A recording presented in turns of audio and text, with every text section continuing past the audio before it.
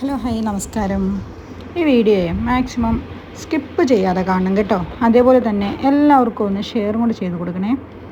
കാരണമേ ഇത് ടീനേജ് പ്രായക്കാരായ കുറച്ച് മക്കളുടെ അഭിപ്രായ പ്രകാരമാണ് ഞാൻ ഈ ഒരു വീഡിയോ തയ്യാറാക്കിയത്. എന്തെന്ന് ചോദിച്ചാൽ അവരറിയാതെ പ്രണയത്തിലോ അല്ലെങ്കിൽ മറ്റേതെങ്കിലും അബദ്ധത്തിലോ ചെന്ന് ചാടിക്കഴിയുമ്പോണ്ടല്ലോ അത് ഈ സ്കൂളിലും പുറത്തുമൊക്കെ അറിഞ്ഞു കഴിയുമ്പോഴാണ് ഏറ്റവും വലിയ പ്രശ്നം ഉണ്ടാവുന്നത്.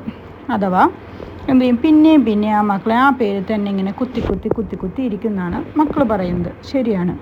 ചിലപ്പോൾ മാർക്ക് ഇച്ചിരി കുറയുകയോ അല്ലെങ്കിൽ സ്കൂളിൽ എന്തെങ്കിലും പ്രശ്നത്തിൽ ഇടപെടുകയോ ചെയ്താൽ ഉടനെ ആ വിഷയം എടുത്തിടും ടീച്ചർമാരെ. വീട്ടിലും അത് മുണക്കാനാണ്. ഒന്ന് ഒരുങ്ങി ഇറങ്ങിയാൽ വീട്ടുകാരും അത് തന്നെ പറയും. കണ്ടോ, ഞാനൊരു പാത്രത്തിലെ ഒരു ഗ്ലാസ്സിൽ കുറച്ച് മഞ്ഞൾപ്പൊടി കലക്കി വെച്ചിട്ടുണ്ടായിരുന്നേ.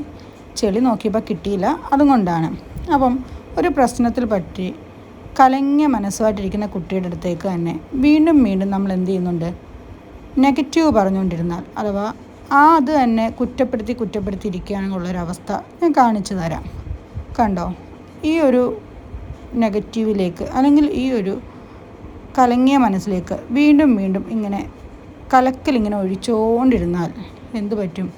ഒരിക്കലും തെളിയത്തില്ല. അതിങ്ങനെ കലങ്ങി ഇരിക്കത്തതേ ഉള്ളൂ. ചിലപ്പോൾ അവർക്കതൊരു വാശിയാവുകയും ചെയ്യും കേട്ടോ മക്കൾക്ക്.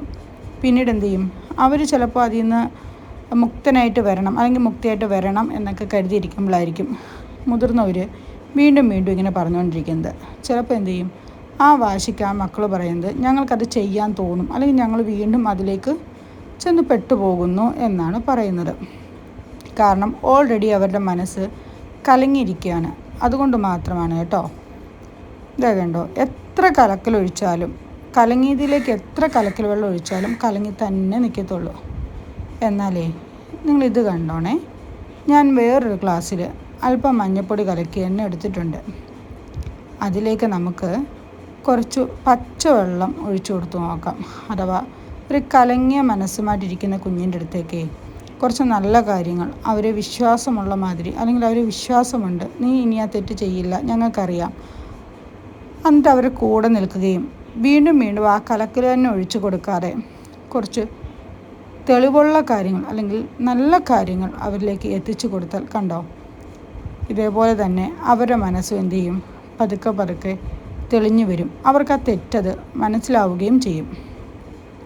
ഇത് അഫെയറിലായിരുന്നാലും അല്ലെങ്കിൽ മറ്റേതെങ്കിലും രീതിയിൽ കൂട്ടുകാരുടെ കൂടെയൊക്കെ കൂടി എന്ത് പറ്റും, അബദ്ധത്തിലൊക്കെ പോകുന്ന മക്കൾക്കൊക്കെ ഇതേമാതിരി ചെയ്താൽ മതി കേട്ടോ. നിങ്ങൾക്ക് ഞാൻ കാണിച്ചു തരാൻ വേണ്ടിയാണ് ഇങ്ങനെ ചെയ്തത്.